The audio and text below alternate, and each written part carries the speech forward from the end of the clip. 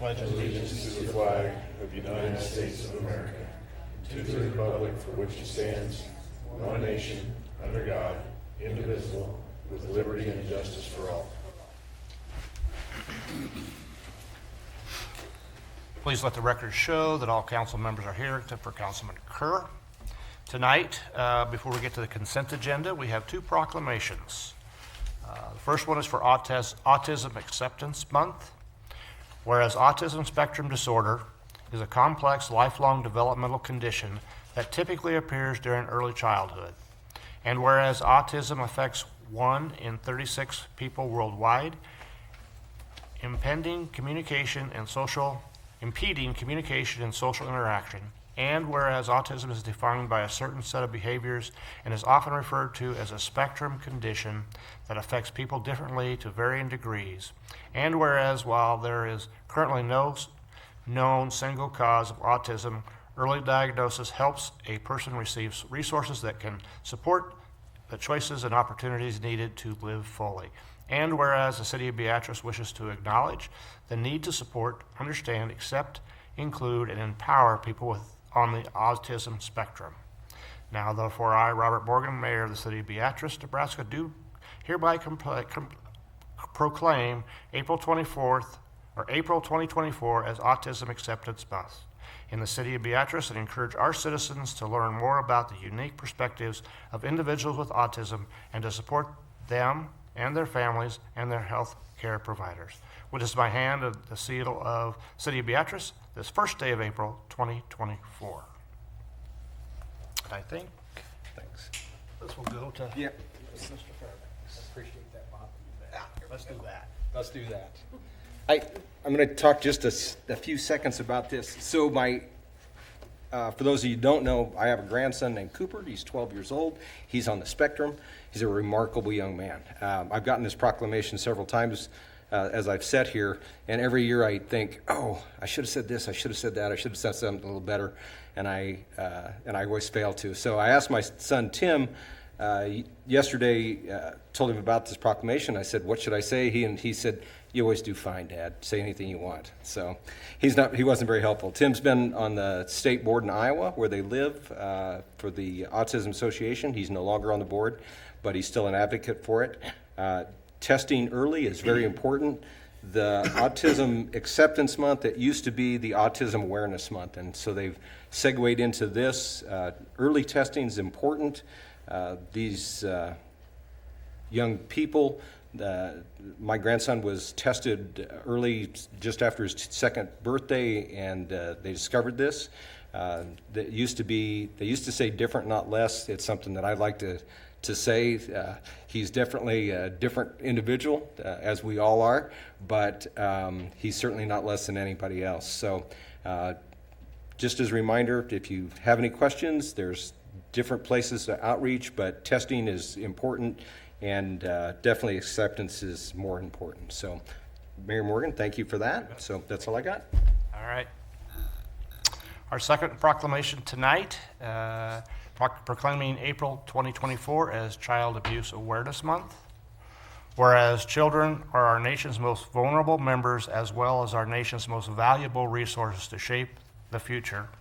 And whereas childhood trauma, including abuse and neglect, is a serious problem affecting every community in the U.S., and finding solutions requires input and action from everyone.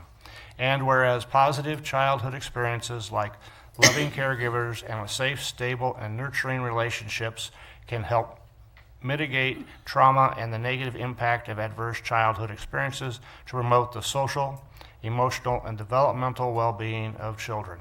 And whereas prevention is possible because of the partnerships created between families, prevention advocates, child welfare professionals, education, health, community, and faith-based organizations, businesses, law enforcement agencies, and local, state, and national government. And whereas CASA of Gage County speaks for the best interest of abused and neglected children who are involved in the juvenile courts. And whereas we acknowledge that in order to solve the public health issue of abuse and neglect, we must work together to change hearts and mindsets through storytelling and sharing, center the needs of families, break down biases and barriers, and inspire action from expected and unexpected partners in prevention. Now, therefore, I, Robert Morgan, Mayor of the City of Beatrice, Nebraska, do hereby proclaim April 2024 as National Child Abuse Prevention Month in the City of Beatrice and urge all citizens to recognize the need to prioritize kids and invest in more prevention initiatives like home visiting and family strengthening policies, economic support, and community-based child abuse prevention programs at the national, state, and local levels.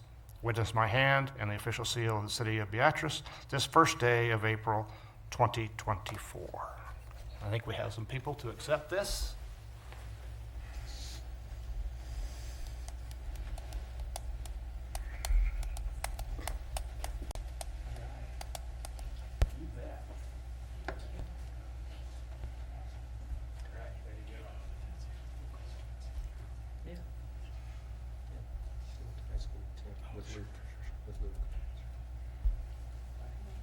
Thank you, guys. Thanks for coming.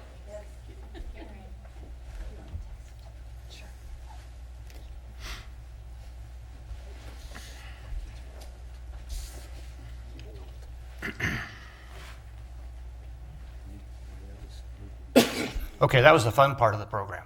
Now we move on. Okay, the consent agenda. All items on the consent agenda are considered to be routine by the City Council and will be enacted by one motion. There will be no separate discussion of these items unless a councilman so requests. Item A, approve agenda as submitted. Item B, receive and place on file all notices pertaining to this meeting. Item C, receive and place on file all materials having any bearing on this meeting.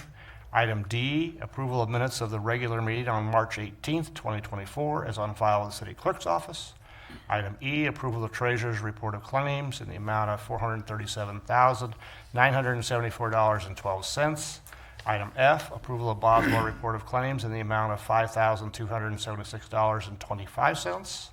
Resolution number 7260, executing an amendment with Utility Service Company Incorporated to amend the water tank agreements to clarify projected annual maintenance fee amounts for each tower as recommended by the Board of Public Works. Resolution number 7261, granting permission to Bobby Kramer to sell or offer for sale or peddle goods, wares, or merchandise at the bandstand in Nichols Park on April 8th, 2024 for the solar eclipse. Resolution number 7262, executing the OAP Amendment number 2 and HDHP Amendment number 2 to the City of Beatrice Board of Public Works Employee Health Plan. Item J, resolution number 7263, appointing Lynn Schlake to the Civil Service Commission. And item K, resolution number 7264, adopting the revised Beatrice Big Blue Water Park Policy and Procedures Manual. Any councilman want anything pulled off? Seeing none, Mr. McLean. I move the items listed on the consent agenda be approved, accepted, and/or ratified as presented. Second. Your vote, please. And that passes 7-0. Okay. Is there, I know you're getting the resolutions and discussions here. Mitchell's here for item C. Can you move him up on the agenda so he doesn't have to sit through the rest of this? We're going to move up the auditor's report first. Okay. I didn't know how long it would take. I just was trying to save him some time. All right. We have tonight with us the auditor's report and the annual comprehensive financial report for the year ending September 30, 2023. Abby?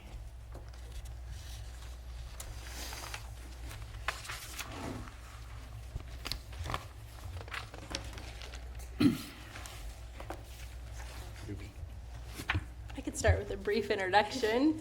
So we have Abby Dobson and Michaela Schermeyer. Did I say that right? Abby Dobson is an audit director with Forviz, and Michaela is an audit senior associate.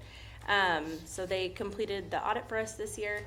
I went back and looked because we questioned it last year. This is the 9th year that we've had Forviz, or formerly BKD, complete our audit. Abby's been with us for quite a few of those years. Say most of them. Most of those years. So with that, I'll turn it over to you, Abby. Great. Thank you, Hannah, and thank you, Mayor and Council, for the opportunity to come speak with you tonight about the audit process and the results of the audit. You received a hard copy, mine is not in color, but of the audit communication letter that goes through sort of the results of the audit. So that's where we're going to spend the bulk of our time today. In addition, you would have received a copy of the annual comprehensive financial report. Throughout my presentation, I will refer to that likely as the ACFR. That's the shortened name and much easier to say. But that is the financial statements that includes the auditor's opinions. And so I'll kind of reference throughout my presentation some information in that document as well. I also do want to make sure that I thank Hannah and the team here at the city for all of their hard work during the audit process. We recognize that an audit is time-consuming and time-intensive and requires a lot of additional work on Hannah's staff and on Hannah herself.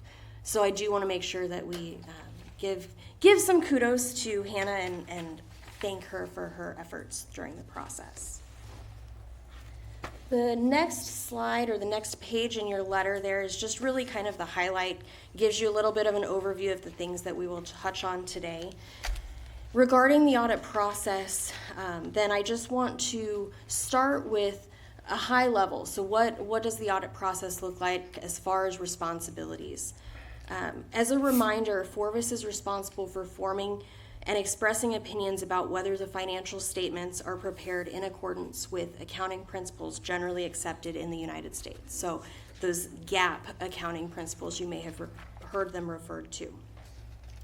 And a lot of times people ask, well, what does that really mean? And so, we look at our audit and design our audit tests to obtain reasonable but not absolute assurance about the financial statements. So we can't come in and look at every single transaction that gets posted to the general ledger and every single invoice.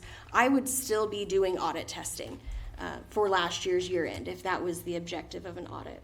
Instead, what we do is we look at the audit from a risk-based approach. So we look at the city's financial statements and identify areas where we feel like there may carry more risk.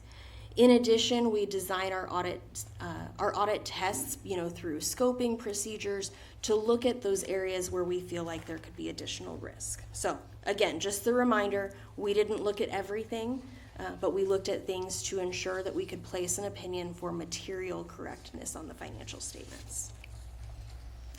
Last thing I want to talk about on responsibilities is just as the reminder that while we place an auditor opinion on the financial statements, that does not relieve management or governance of their responsibilities for the financial statements.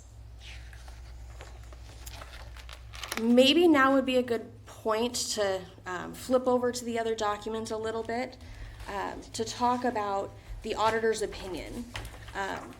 That's kind of the deliverable that we provide to the as part of the audit. And I'm looking at what would be page numbered page 1 is where the independent auditor's report on the financial statements starts.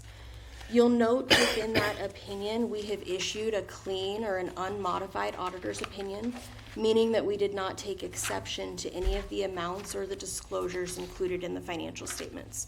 So we believe that the financial statements are materially correct in accordance with those generally accepted accounting principles. Because of the nature of the city then, being a governmental body, we're required to audit to a little bit more strict of a standard. Let's see, make sure I'm on the right slide here. We audit in accordance with government auditing standards as well, and that's because of the nature of the city.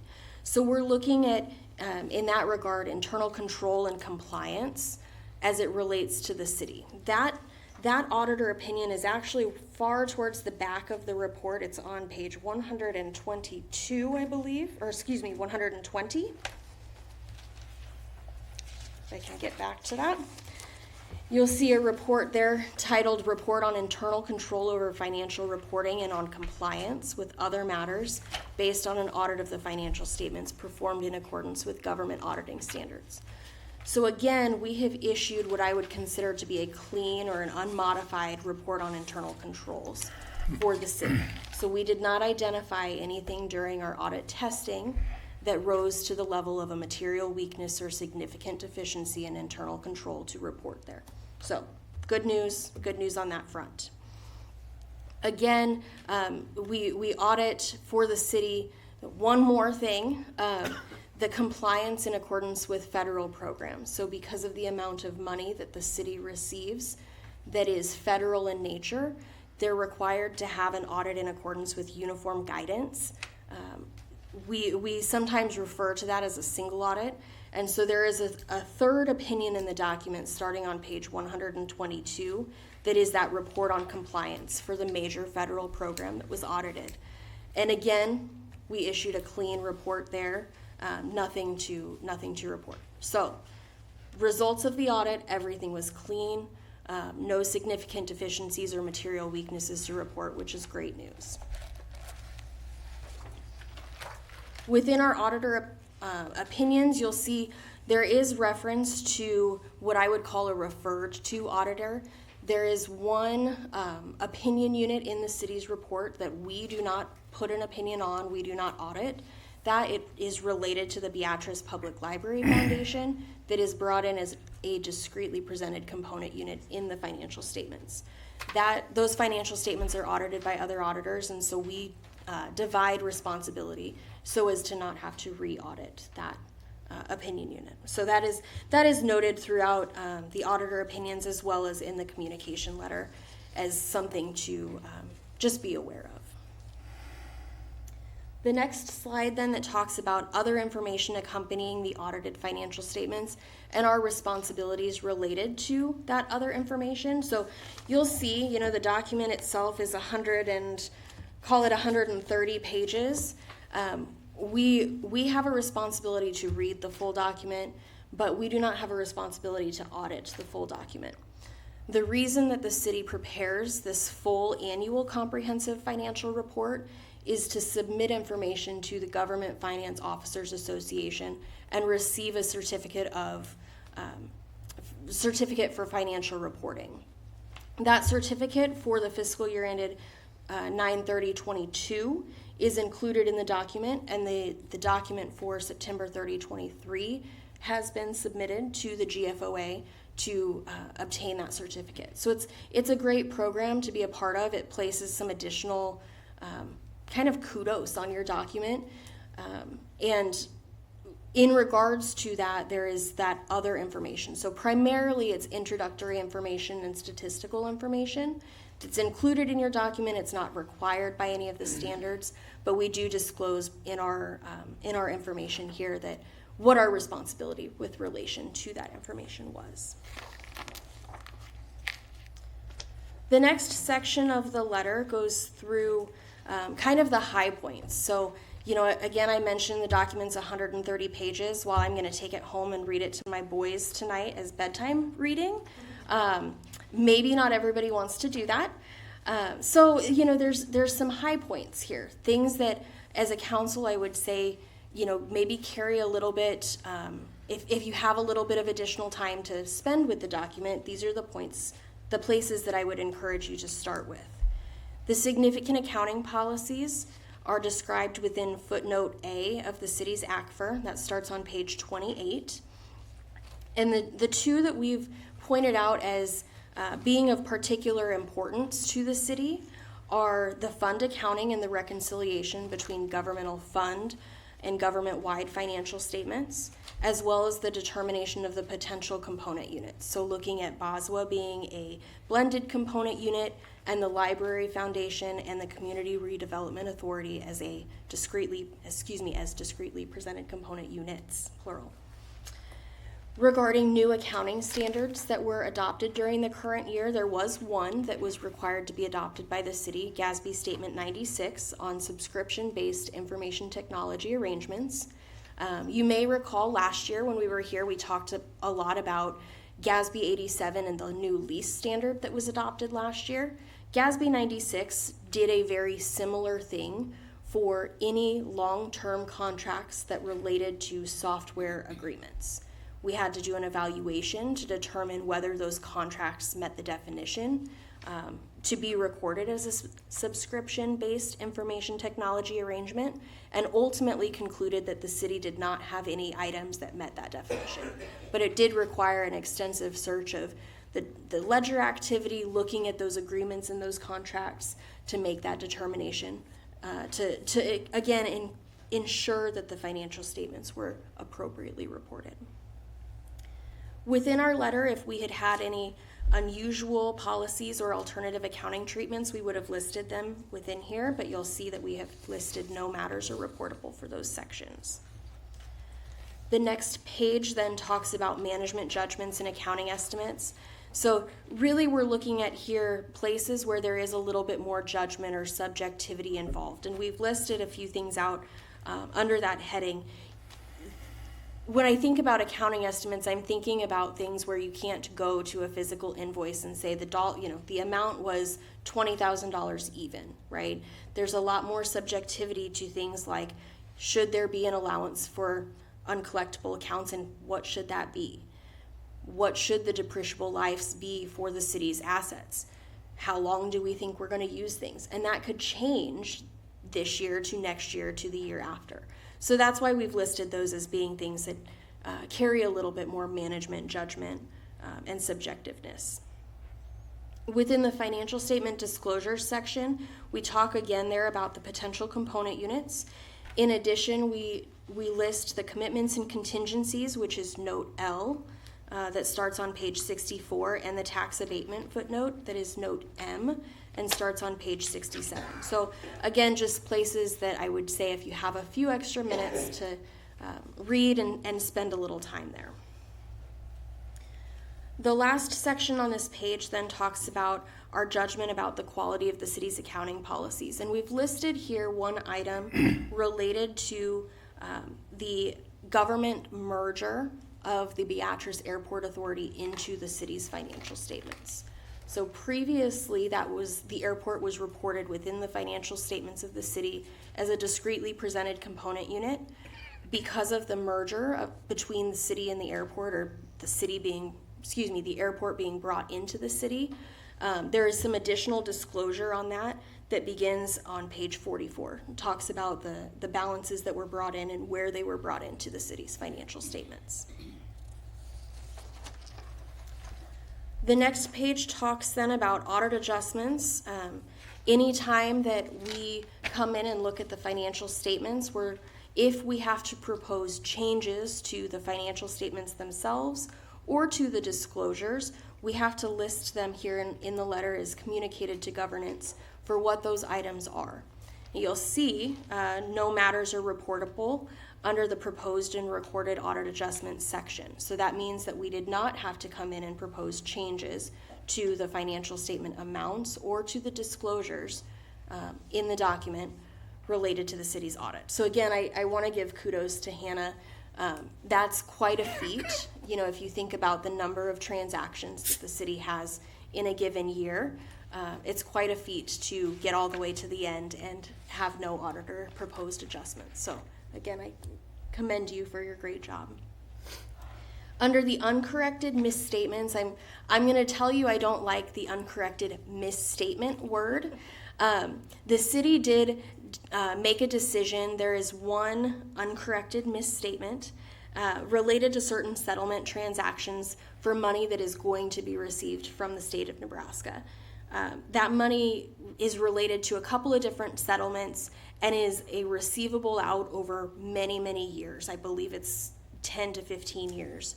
The city's made a decision to record that as the money comes in rather than recording a long-term receivable for those items.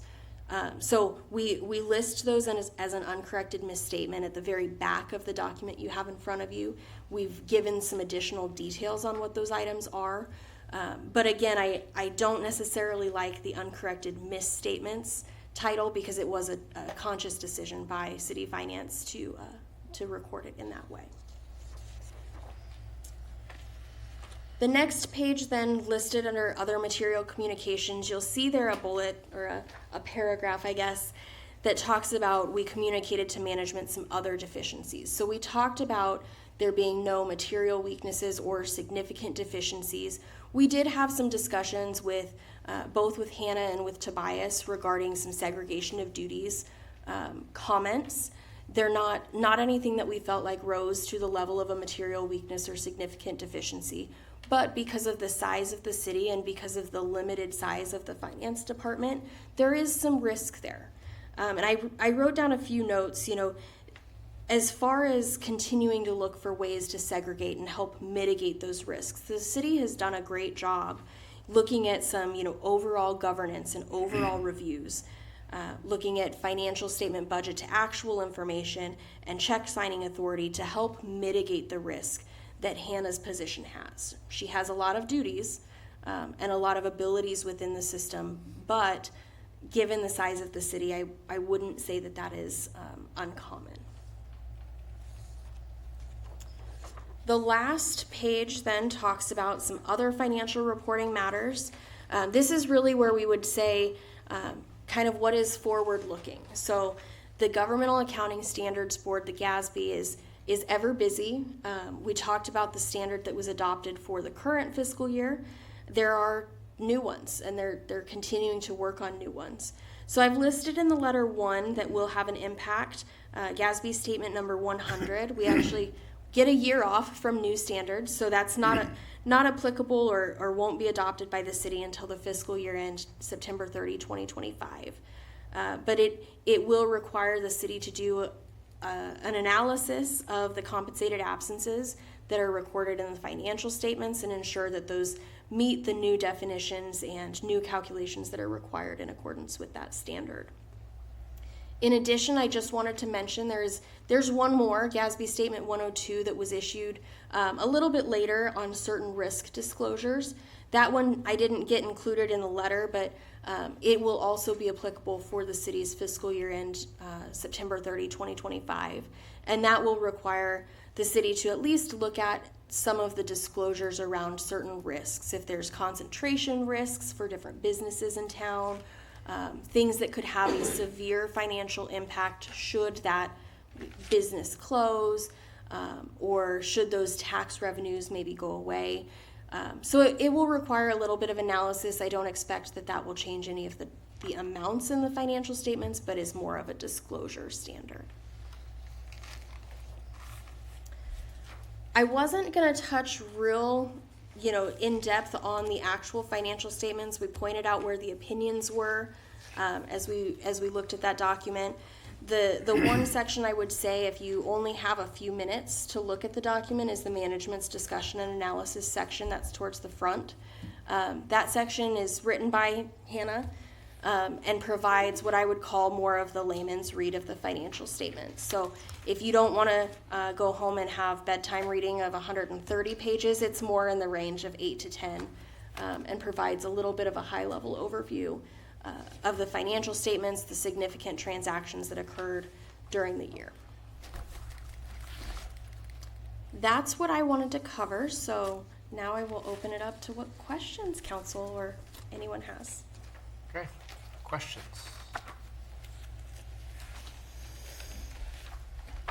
I have some comments, but not necessarily for these guys, so relative to this. I gotta have comments about, you guys have done a very good job, and I want to thank you very much. Not only all your hard work, but Hannah's hard work as well.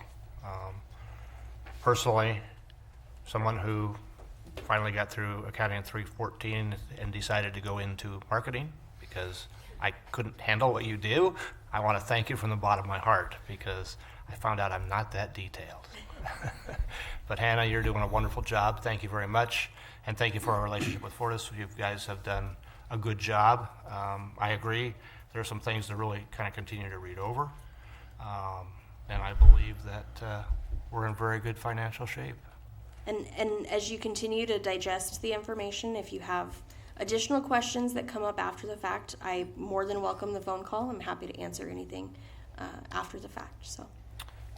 And if I'm not mistaken, and Tobias can correct me or Hannah can correct me wrong, this will be posted on our website. Yes, it's on there. It's already on the website already. So I think that's just part of our transparency that we owe our constituents in the city. So if you guys don't have any other questions, or Terry, your comments, something we can answer and not our professionals? I didn't understand your question. You said you had a few comments. Yep, I don't know if we need to keep these guys here or not for my stuff, but might as well. And then you guys can see if you want to add anything to it. Abby, I kind of find the opposite is interesting, and that is the notes at the back, rather than, I presume that we're doing everything correctly, but the notes are kind of cool, I think. And there's a couple of things here I think it's important that the public knows that if you want to follow, you can. If not, it doesn't make any difference. On page 110, where it talks about our long-term debt, 3 or 4 years ago, we had $6.7 million of long-term debt, net bonded debt, which is the important figure. Now we have $6.1 million, so that's $600,000 that was retired over the last 3 or 4 years. But we also issued another $2.75 million of debt during that time. So rather than it going up by a couple of $1 million, we were able to reduce it by $600,000. I think that's great.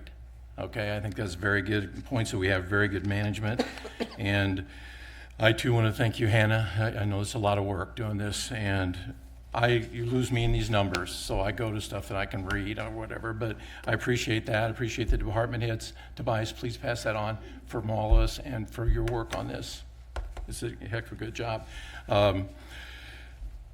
As maybe a side note relative to long-term debt, because we talk about this, that I, at least speaking for myself, there's a point at which I believe you can actually stifle growth in your community by not having long-term debt. That if inflation and costs of some project you're going to do anyway are going up faster than what the interest rate is on long-term debt, then it makes, to me anyway, it makes sense to do long-term debt. So I think we need to keep looking at that for any kind of major projects that we end up doing for the community. But this looks to me, from my background, to be we're in very, very good financial condition. I appreciate everybody's efforts doing that. And then just one more note, Bob, and then I'll shut up. On page 113, another interesting thing I thought was our population. So 10 years ago, we were at 12,600. Now we're at 12,200. So we lost evidently 400 souls someplace. And I thought just for fun, I would go back and look in Google. And so I Googled 50 years ago, and it's 12,389. And I was trying to think who the hell said this, but I think it's maybe Lou Holtz that said, but I'm not positive, that you're either growing or you're not growing. And if you're not growing, you need to get your butt going and start growing. So I just think that all of us need to continue working really hard to make this community grow. If not, then we're just hitting our same 12,000 people for more and more money all the time to run government and everything else that needs to be ran. So it behooves us to just keep working for that, I believe, and I know we all are, and I appreciate everybody's efforts in doing that. Hopefully we can continue doing that. One last thing, and then I am done. On almost the last page, 125, this pretty much tells it all for me. Financial statements, any deficiencies? None. Material weaknesses? None. Non-compliance materials? None. Federal awards, significant deficiencies? None. Material weaknesses? None. Any audit findings that need to be reported? None. Those 5 or 6 comments kind of capsulizes it completely for me. So you guys have done a really good job again. So thank you for your work that you guys did on that. That's it, Bob. Thank you. And thank you very much. Thank you for coming down. Yes, absolutely. Please drive safe. Thank you. You bet.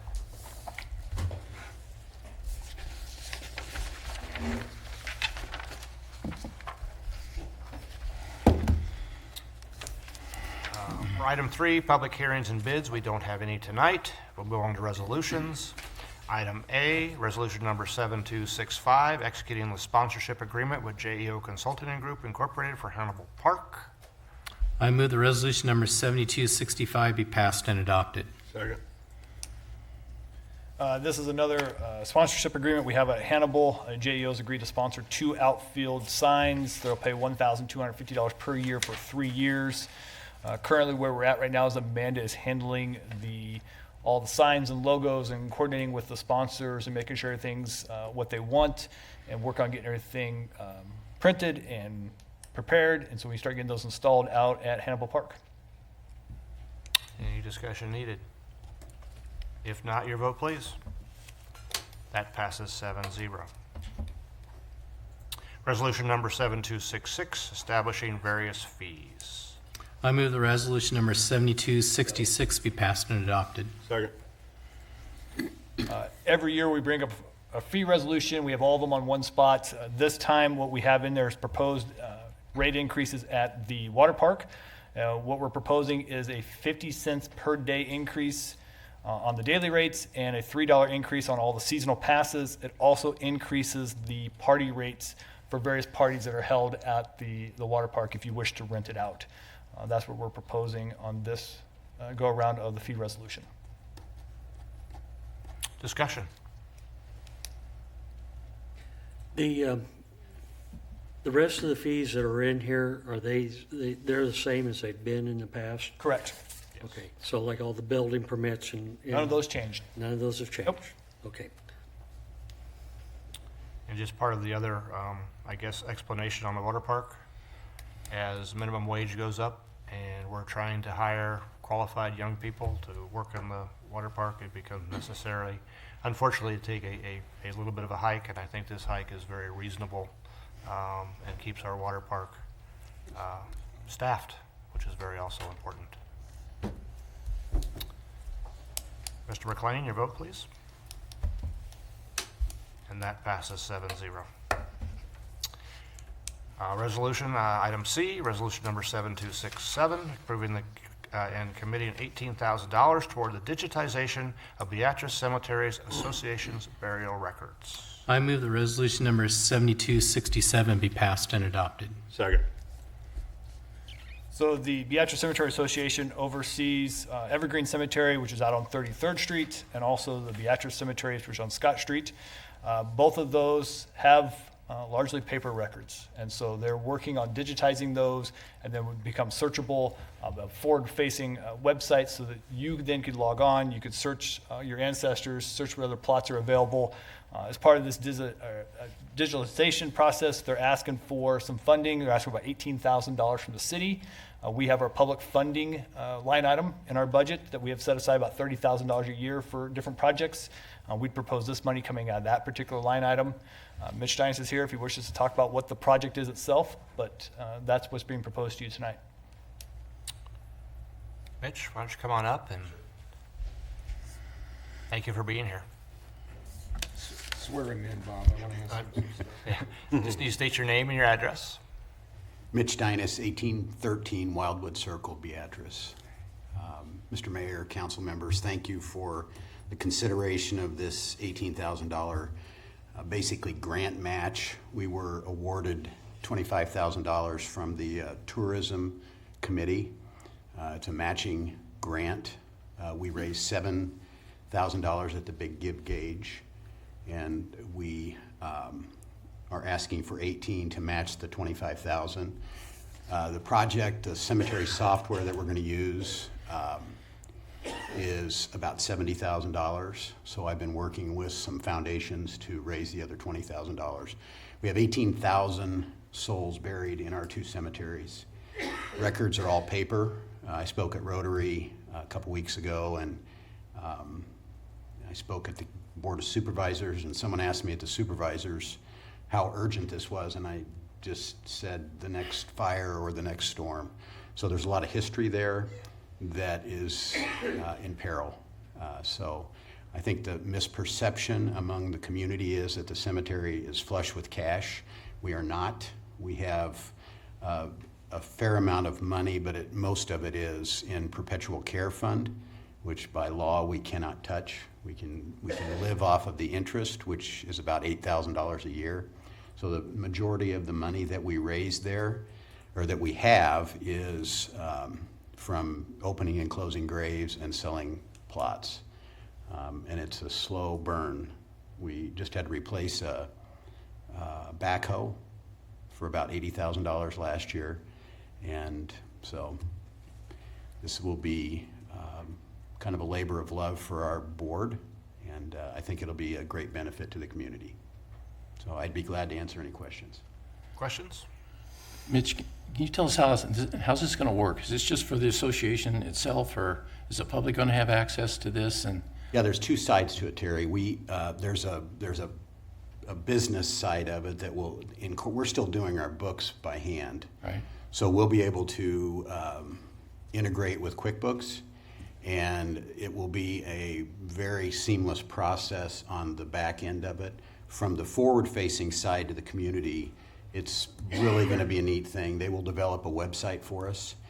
If someone from anywhere in the world wants to see where their relatives are buried, they can just type the name in. You can actually come into the cemetery and put it on your phone and type in grandma's name, and it'll walk you right to the grave.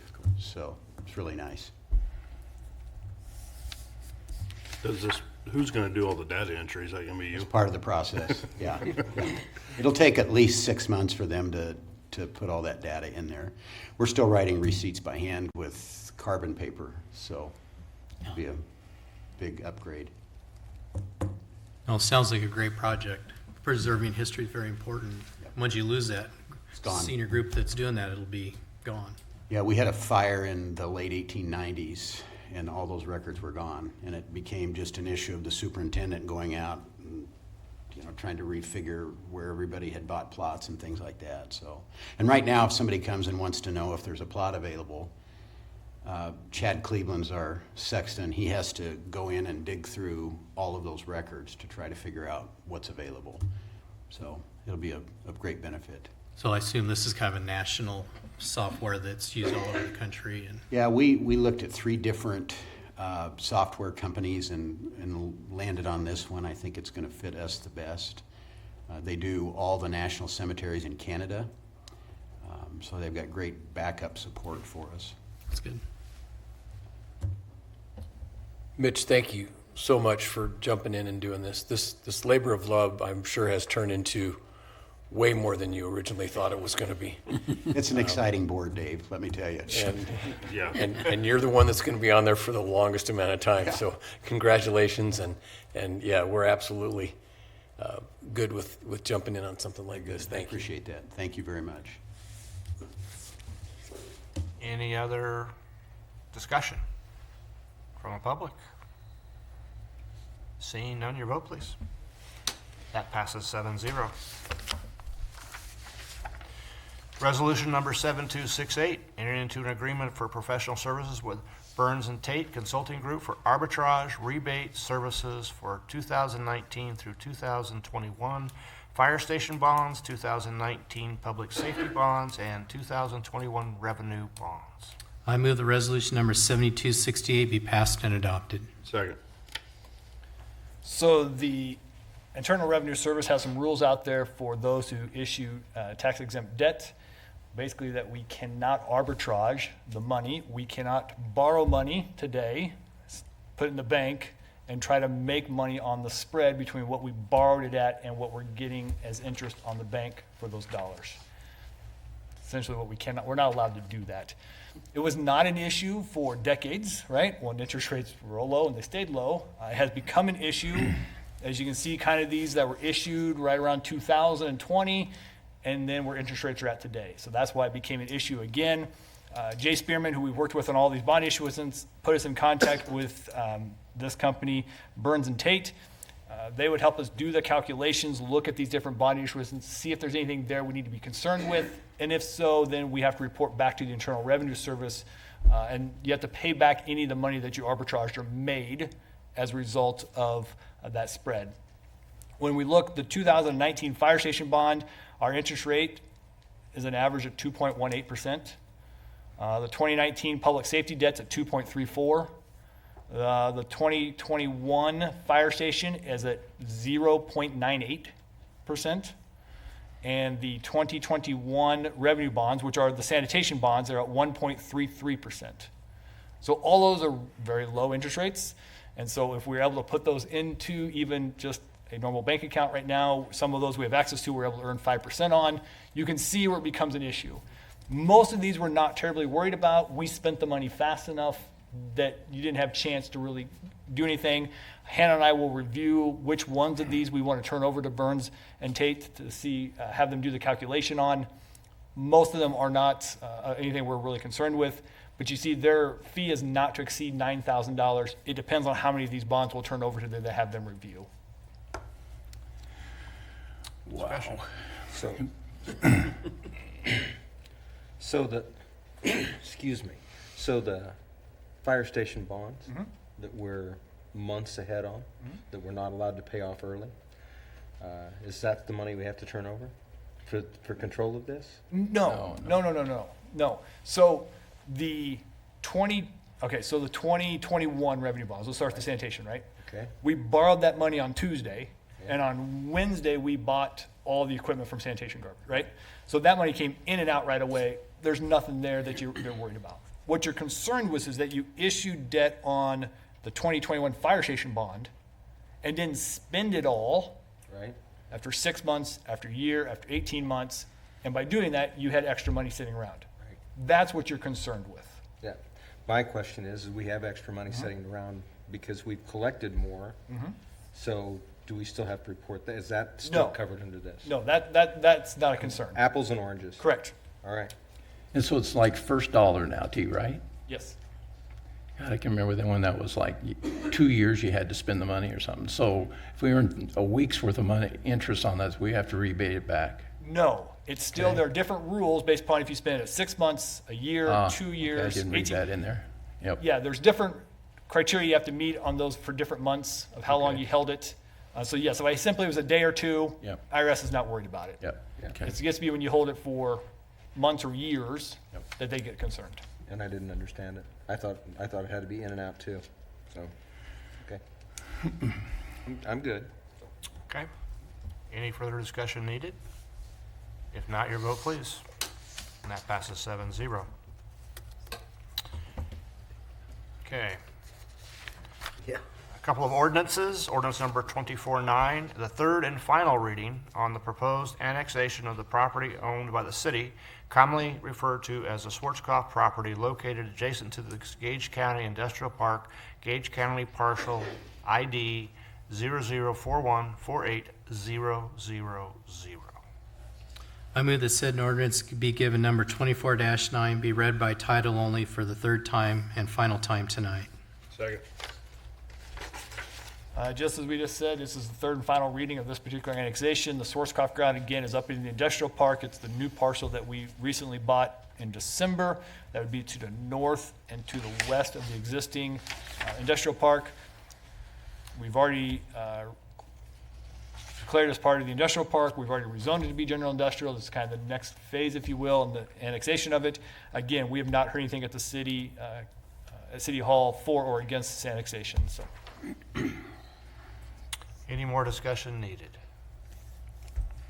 Seeing none, your vote, please.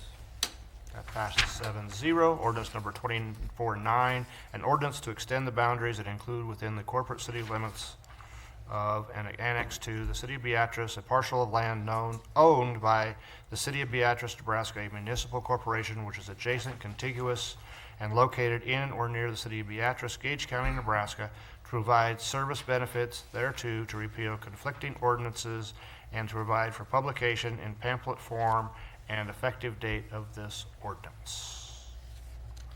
Okay, second ordinance is amending section 305P of Article 3 of the Zoning Ordinance for the City of Beatrice, ordinance number 94-13, relating to hospital facilities. I move that said ordinance be given number 24-13, the title thereof be approved, the rules be suspended, and the said ordinance be read by number only 3 times tonight. Second. A motion to suspend the rules is not debatable, so your vote, please. That will pass 7-0. Ordinance number 24-13 by number only the first time, 24-13 the second time, and 24-13 the third and final time. I move that ordinance number 24-13 be passed and approved. Second. If you recall at the last meeting, we had a public hearing on this particular ordinance. Again, the hospital is looking to add some storage. The best way we found to do it was to amend the definition of hospital to allow for some accessory services out there, storage and that kind of stuff. So it would not be available to others other than those who are a hospital. Planning and zoning recommend this at their last meeting as well. So we brought it to you this time. We did not bring it up last time just to the fact we were not sure how many council members we were going to have at the last meeting. Discussion. Seeing none, your vote, please. And that passes 7-0. Number 24-13 by number, the first, second, and third time passes. Okay, that ends the ordinances. Public forum. The purpose of the public forum is for the presentation of an item by the general public to the city council for consideration at a late date. No discussion or action will be taken by the city council at this time. Anyone here for the, come on up.